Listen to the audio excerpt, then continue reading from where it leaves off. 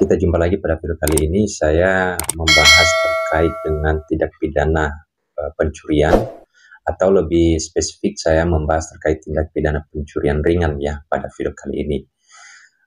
Di mana kita ketahui di dalam Kitab Undang-Undang Hukum Pidana yang baru ini terkait dengan tindak pidana pencurian itu diatur di dalam pasal 476 sampai dengan pasal 479 Kitab Undang-Undang Hukum Pidana. Kemudian teman-teman, ada beberapa jenis tindak pidana pencurian yang sudah dikualifikasikan di dalam Kitab Undang-Undang Hukum Pidana yang baru. Sebagaimana pada video saya sebelumnya, sebenarnya saya sudah menjelaskan terkait dengan tindak pidana umum itu sebagaimana di dalam pasal 476. Kemudian terkait dengan tindak pidana pencurian bersifat khusus itu diatur di dalam pasal 477 Kitab Undang-Undang Hukum Pidana yang baru. Kemudian terkait dengan tindak pidana pencurian ringan ini dibahas di dalam pasal atau dicantumkan atau diatur di dalam pasal 478.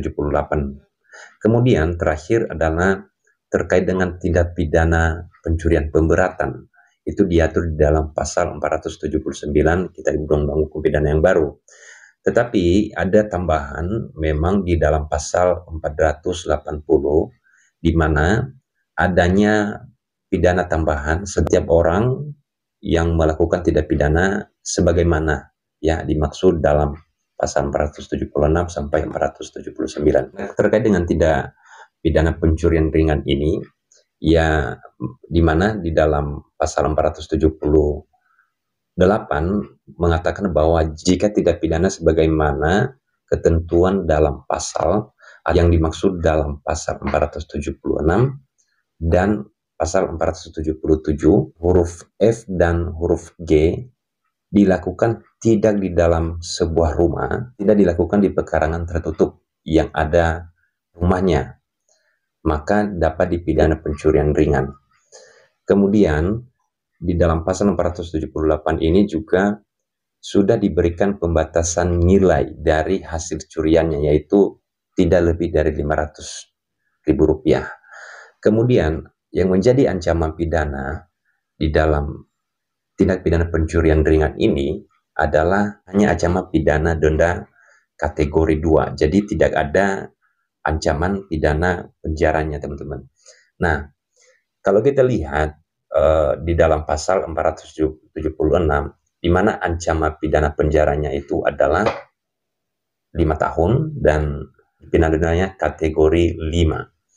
Kalau kita lihat, kalau geser di pasal 477 yang merupakan tindak pidana pencurian yang dapat dikualifikasikan sebagai tindak pidana pencurian khusus, itu ancaman pidananya itu adalah 9 tahun. Kemudian pidana dendanya tidak ada, tapi ini murni ancaman pidana penjara ya. Seperti terbalik ya, terbalik sebenarnya. Kalau di dalam pasal 478 itu tidak ada ancaman pidana penjaranya, tetapi adanya pidana denda. Tetapi kalau di pasal 477 itu tidak ada pidana dendanya, tetapi adanya pidana penjara. Ini sih dikualifikasikan ya bagaimana perbuatan atau tindak pidananya. Kemudian unsur-unsur yang perlu kita ketahui dalam tindak pidana pencurian ringan. Yang pertama adalah kita harus tahu tadi sebagaimana disebutkan di dalam bunyi atau kalimat yang dicantumkan di dalam pasal 478 ini. Tidak dilakukan sebagaimana disebutkan di dalam pasal 476, itu bukan di dalam rumah atau pekarangan tertutup. Itu pertama. Yang kedua, pidana pencuriannya tidak bersifat khusus. Yang tidak bersifat khusus itu sebagaimana tadi sudah ditentukan, yaitu sebagaimana di dalam pasal 477 huruf F. Ya, huruf F itu pencurian dengan melakukan, dengan merusak, dengan memecah, dengan menggunakan kunci palsu, dengan menggunakan nama palsu, jabatan palsu. Jadi ini tidak dilakukan ya seperti tindak pidana yang khusus ini ya, itu baru disebutkan sebagai tindak pidana pencurian ringan. Nah, kemudian di huruf dalam pasal 477 pencuriannya dilakukan bersama-sama. Ya, dilakukan bersama-sama artinya ada orang lain juga. Jadi itu tidak dilakukan, maka itu dikategorikan sebagai tindak pidana pencurian ringan.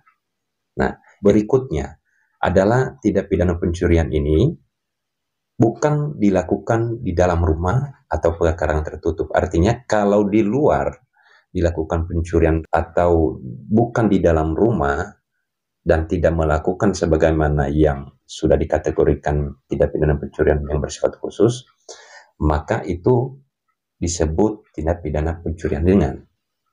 Itu yang kedua. Yang ketiga adalah hasil curiannya itu tidak lebih dari Rp500.000. Kalau lebih dari Rp500.000 artinya bukan dikategorikan sebagai tindak pidana pencurian ringan. Nah, itu teman-teman yang harus diingat.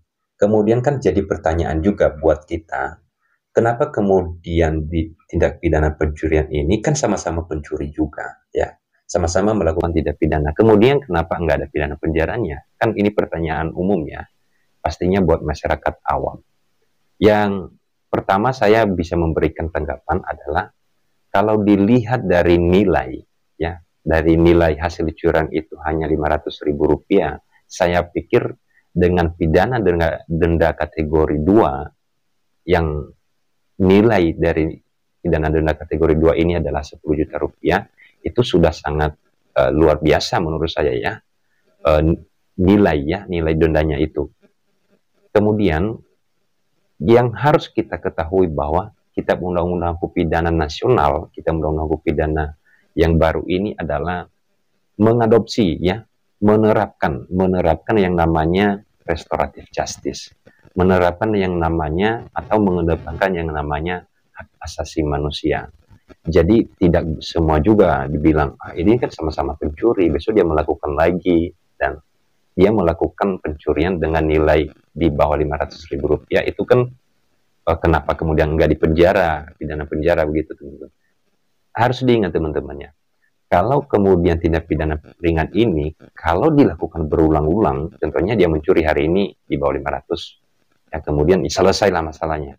Kemudian besok dilakukan lagi nih pencurian. Ya orang yang sama dia melakukan lagi di bawah 500 lagi. Karena dia yang dia pikirkan bahwa ini kan nanti nggak dipenjara, paling nanti pidana denda. Kalau sudah dilakukan berulang-ulang, itu sudah lagi di luar dari kategori pidana pencurian ringan. Nah, itu harus diingat juga, teman-teman. Nah, kurang lebih ya itu yang bisa saya sampaikan pada video kali ini. Semoga bermanfaat. Kalau ada pertanyaan nanti silakan masuk di dalam kolom komentar aja.